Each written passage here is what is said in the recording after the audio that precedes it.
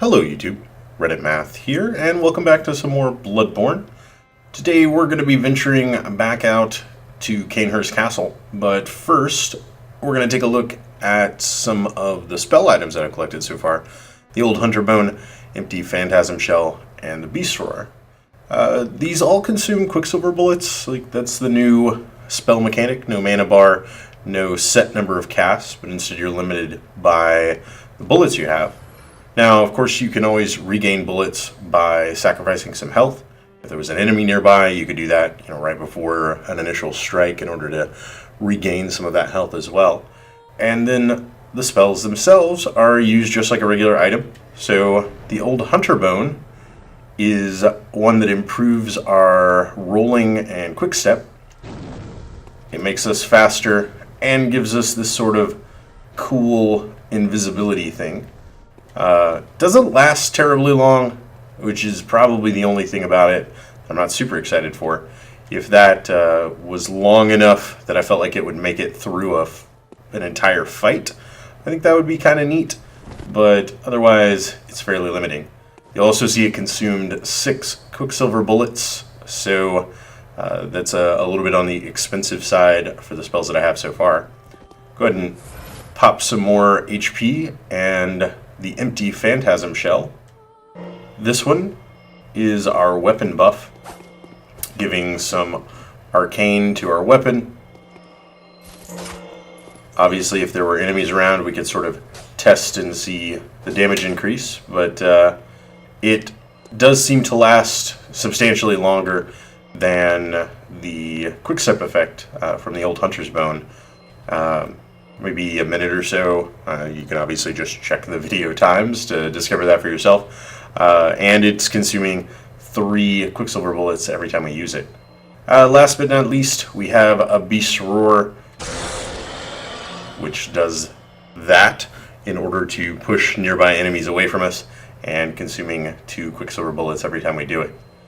Alright. So after that brief tour of our items, we're going to go ahead and head back to Cainhurst, which is through here.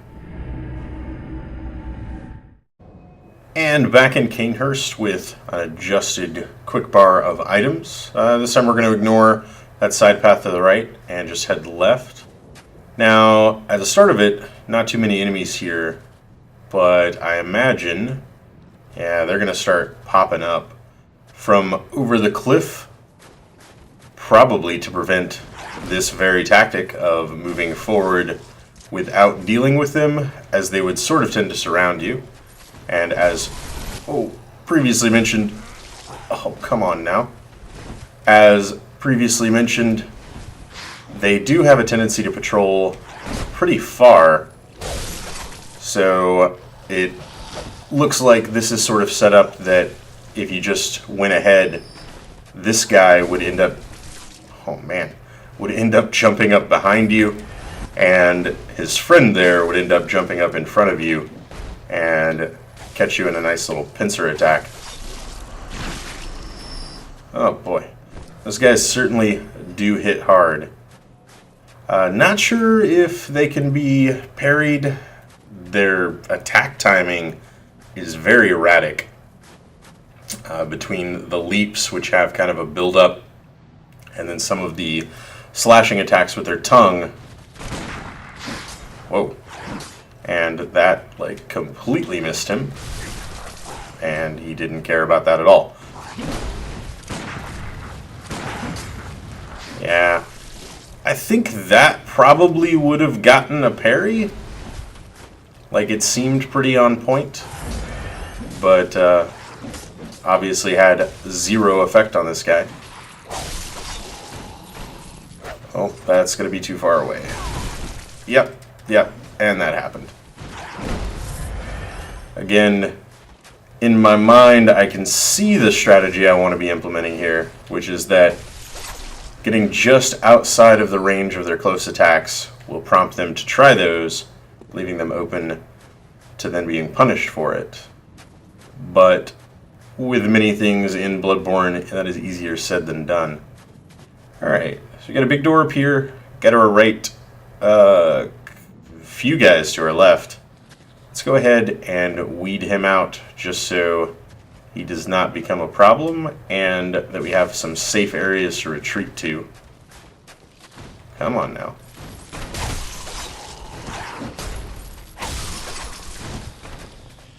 Yeah, it really throws me off. Occasionally they'll do a jump back on their own, which sort of resets the distance of the fight, causing them to come out with a large leaping attack next, and that can be a bit devastating. Alright, so definitely some enemies over there, obviously some items on the ground as well. Let's go ahead and clear out whatever might be to the right. Also, hopefully these guys don't manage to somehow make their way up and over this cliff behind me, as that would be unpleasant and a quite dastardly thing to do. And more numbing mist. That again kind of worries me, in the same way that when you enter an area and start picking up antidotes left and right, you gotta worry that there's gonna be poison.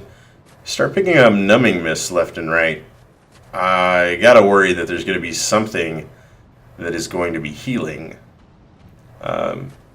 Yeah, that statue is very not clothed. Some of the others are kind of interesting. They seem to be like of a royal family type thing. Not so much religious statues, just statues of a ruling class that are here and there. Maybe with the exception of the naked woman, anyway. Although, if that is a member of their ruling class, then they have a very weird ruling family.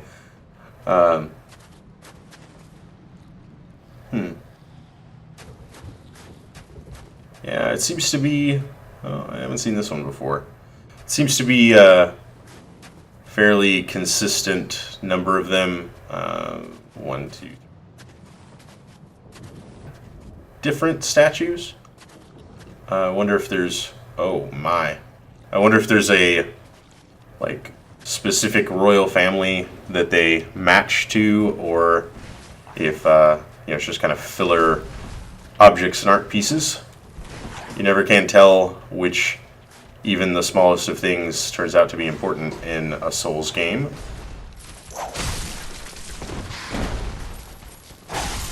Okay. And I say Souls game, is that it's basically my experience with From Software, but I have had discussions with friends and people who have played other From Software games, and the consistent thing appears to be their level of detail with story elements, that they often come up with very complex and very precise plots. Can't help but noticing that one to the right there is very much engorged with blood. I don't know if that's going to be a harder version of these enemies, or if anything will be different at all.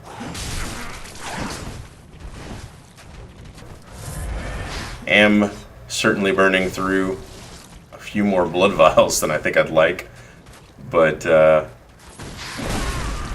oh man, come on now. These guys obviously have not been dropping them, or in fact anything that I can recall. I don't think they've gotten a single item drop off of these guys so far. This is a pretty brutal opening area, considering this is like right off of the lantern and I have yet to even make it to the door. We're already at 10 blood vials, which may not bode well for our long-term aspirations in this area.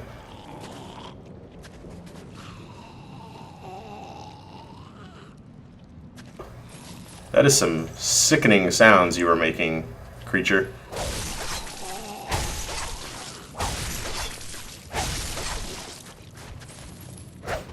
Huh. The blood engorged one can, like, it can barely walk. Yeah, but there is no visceral attack to be had there. Ugh. But a warm blood gemstone. Maybe one of them dropped a gemstone earlier, now that I think about it. This... not sure. They're identical. Okay, so this was probably the same gemstone that was dropped earlier. I totally forgot about checking out my weapons gemstone arrangement. Also, I am now soaked in blood after standing in that explosion. Again with the numbing mist, and some cold bloods, and some more cold bloods. Okay. Well, that's going to take care of this outer area. At least, I don't think I've missed anything.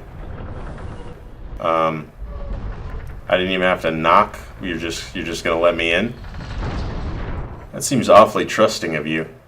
The little area over there, framed in the torches, obviously had an elevator type shortcut that was not accessible yet. But I'm kind of looking forward to not having to deal with the overgrown mosquito enemies again, as next time through here we can definitely just jog past them.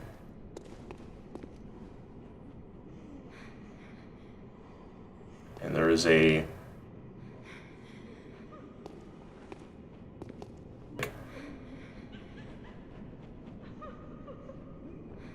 someone crying in here.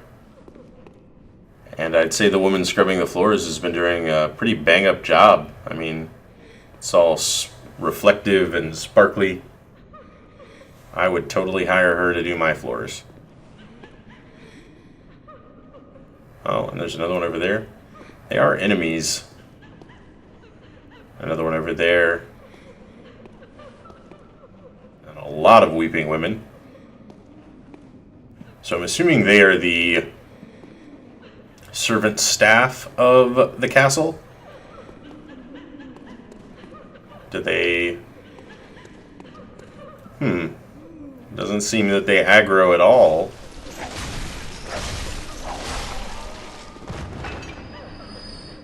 Yeah, that was almost pitiful. You. Not a woman. At least, or perhaps a very bearded woman, but, huh. I feel a little bit bad for ruining the floors after that, you know. They were just scrubbing away, and here I came along and spewed blood everywhere. The source of that crying is getting to me a little bit. Like, not sure if it's coming from above us. It's like all around us, which is weird. Oh, yep. Sorry about your candles. Whoa! Oh, okay, okay. It's a trap. It's a trap.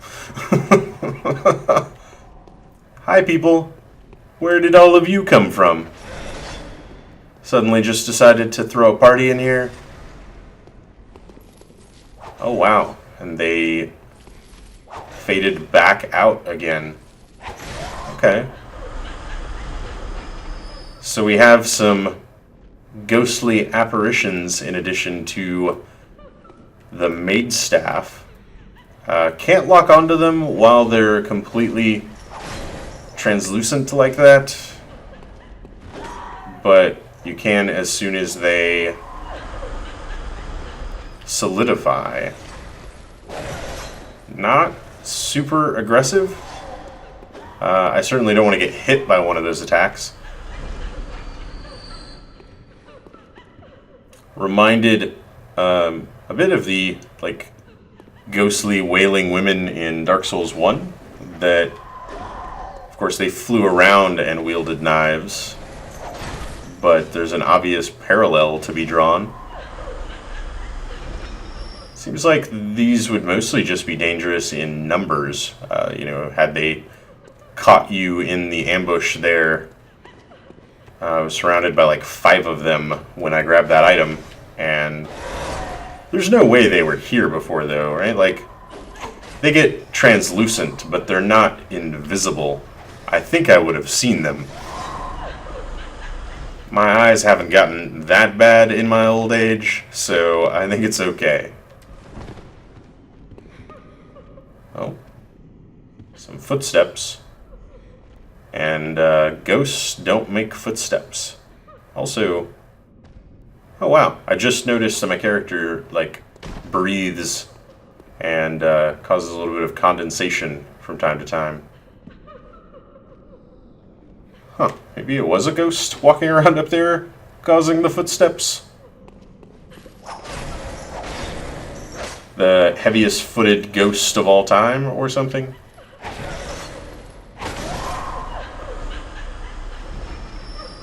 I suppose we did answer the question of where was this crying from all around us coming from. It must have been the ghostly women.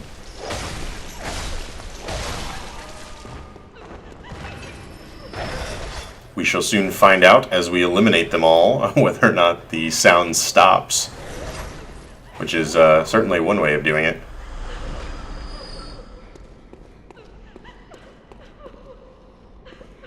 Still a little bit. Maybe there's another one up. Yeah, I can see it right at the edge of the balcony there. Maybe another one up there. Ooh, we got one blood vial to refill the 10 we have spent in this area so far.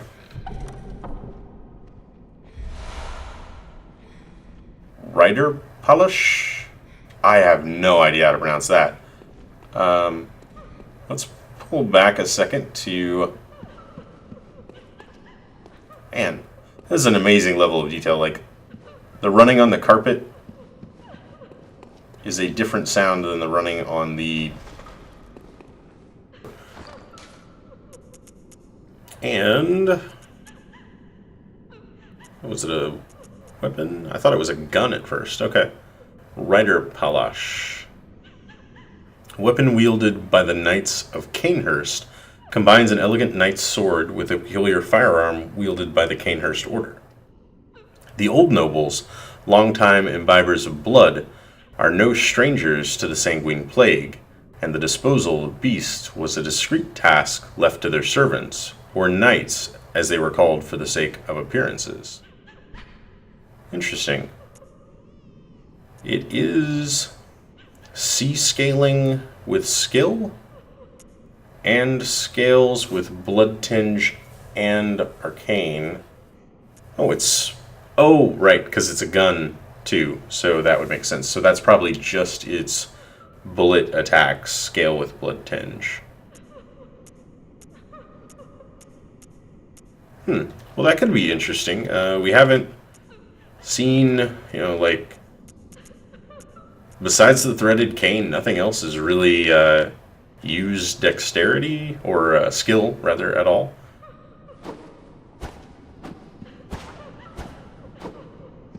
Okay. A little bit slower than previous, like, rapier-type swords have been in the Soul series. And it is comboed with a straight/straight overhead. Okay. Straight. Interesting. And the strong attack is a straight thrust. Oh, when fully charged is a straight thrust. Otherwise, it gives you more of a slashing attack. That's kind of cool. I like that that varies a bit. And the backstepping quick attack, the backstepping strong attack.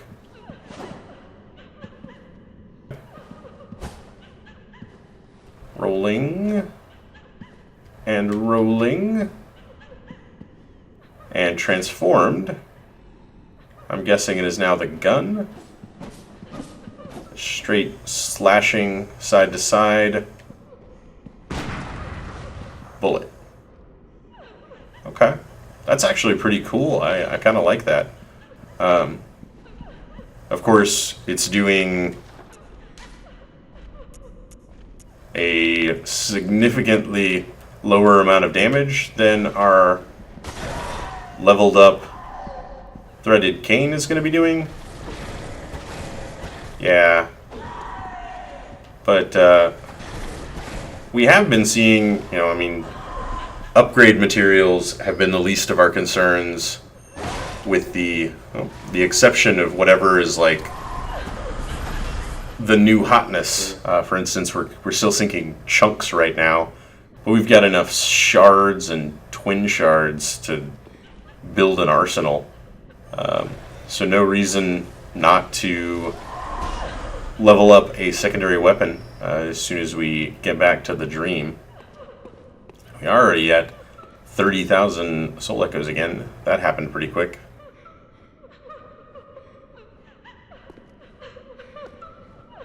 Huh. This one is just sobbing, not so much patrolling around at all.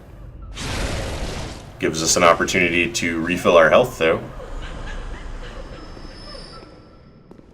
And this little guy is not cleaning.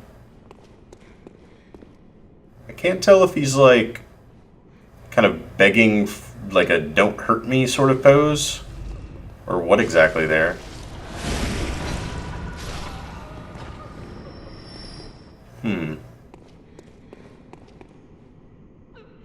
So we've got a door out, leading out that way, and then on the other side, still hearing some weeping ghost creatures. Oh, yeah, there's quite a few of them still over here. Interesting how we have sort of ran the spectrum of classic horror tropes, I guess. We started out, and as far as I knew, Bloodborne was just kind of a vampire, or sort of a werewolf game. You know, as far as the enemies, like, things were turning into beasts. Like, that was what was going on. But we quickly sort of delved out into some Cthulhu-style ancient horrors and great ones. And now we're seeing ghosts, and I don't know if you can equate the blood-sucking mosquito-like enemies to vampires. They would certainly be pretty different from the standard, but I don't put it past From Software to provide a little bit of backlash against Twilight's innocent, harmless, yay, a chunk, harmless vampires with some like absolutely disgusting mosquito-esque creatures. Now, I wanted to leave this one alive for just a moment to note the slit throat. Also, the way that they... it must just be the lighting. Like, even now that they're opaque, they're still very ghostly. But if we bring them into the light... Come on now. She regains quite a bit of her color, but has a very distinctly slit throat, and also is blindfolded, which is kind of interesting. Oh, and the hands are bound. Not really sure under what circumstances these women might have died, that they would have been blindfolded and bound, and yet armed with knives. You don't generally give people a blindfold, handcuffs, and a knife. Yeah, and...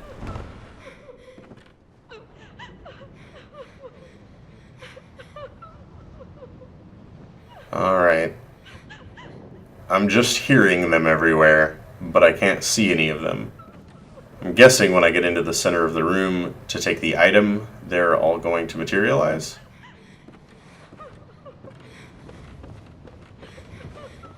Oh, there we go.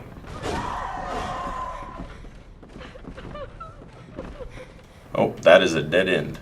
Don't go that way. Okay.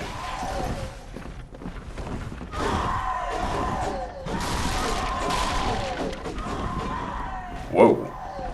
A few more of them than I had originally thought.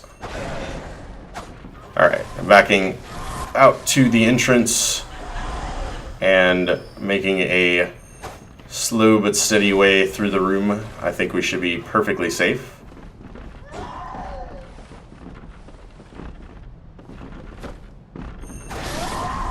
All of their footsteps get fairly quickly in time with one another, which is a little unsettling.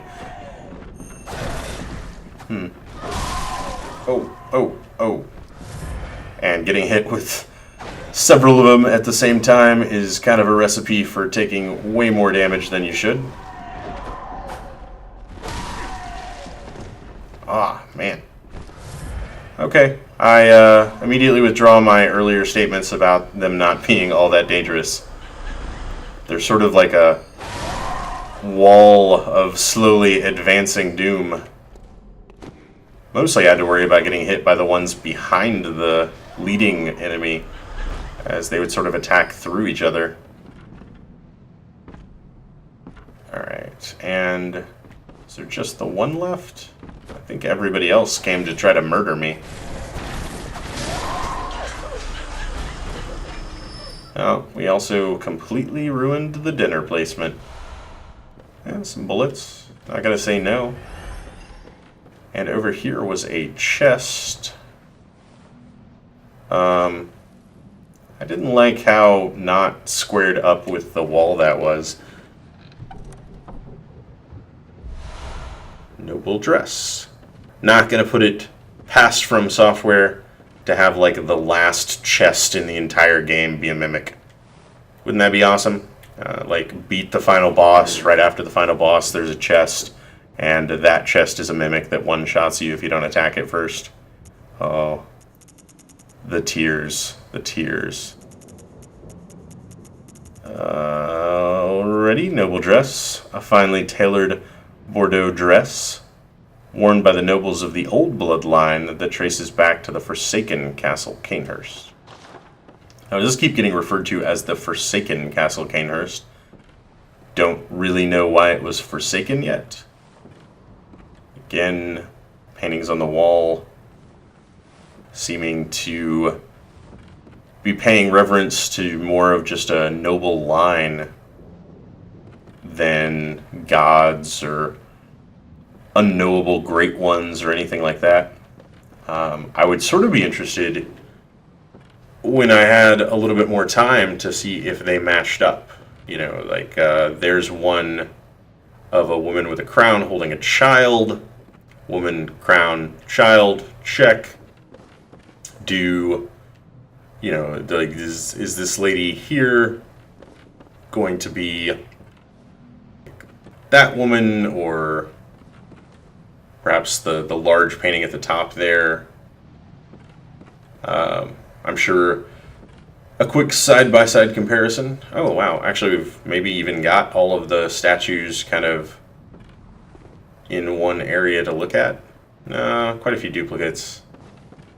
Anyway, just some interesting food for thought there. It wouldn't surprise me if that level of detail had been taken.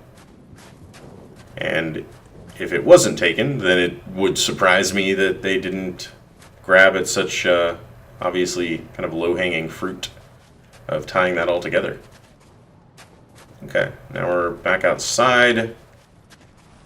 So that's the bridge that we rode in on, I believe. Yeah, like our carriage would, it's not being rendered right now, but it would have been just above our head there. And obviously, that bridge hasn't been accepting any visitors in a long time. It doesn't even really look like the area we came from corresponds to the area we came from. This is a very separate thing as far as I can tell. I do know, we had seen the lake. We've also encountered the lake ruins previously, but the lake ruins, to be specific, not ruins. But it was never completely obvious like how big the body of water was. But from here, it definitely looks relatively small. It's not like the ocean or anything. All right. Before I get too distracted admiring the view, though, I think we're going to go ahead and break this one here. Castle Canehurst is proving to be a bit large. So we'll go ahead and wrap this one up here just to make sure the videos don't get too long. And next time, wow, I am dripping in blood. But next time we will pick up right here where we left off. If you enjoyed it, feel free to subscribe to see more like it. Leave a like or a comment if you have anything to say about this or any of my other videos, and I will see you guys next time.